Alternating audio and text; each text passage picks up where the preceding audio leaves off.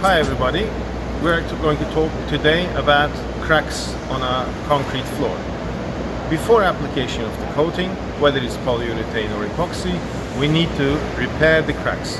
These are sometimes called hairline cracks, which most of the time happens because of the water level in the concrete during the curing of the concrete. If the water evaporates very quickly, then we might have some hairline cracks. These cracks have to be fixed before the application of the coating. Why do we need that? Because if we do not repair these cracks, these cracks will show in time through the coating as cracking the coating or just making themselves visible.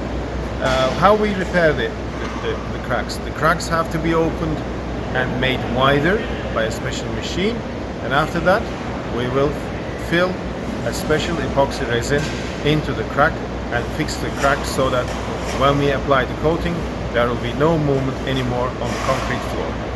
As we have talked before, the cracks on a concrete floor has to be opened up. The machine that we use for opening the cracks is a joint cutter. These are generally used for joint cutting, but in this case we will be using for opening the crack.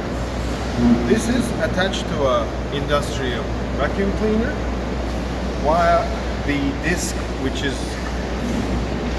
has lots of diamond on it, cuts the concrete. The industrial vacuum cleaner sucks the dust immediately into the machine. It is very important that during the working of cutting, that the dust is not left into the area, because dust has always a negative effect on coating, and we need to be having a nice clean floor so that the application is a successful application.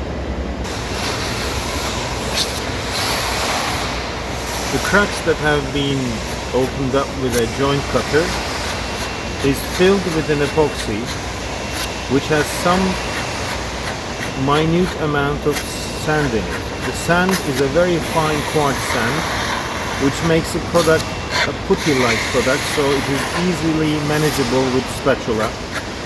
And one by one, every single crack is filled with this mixture.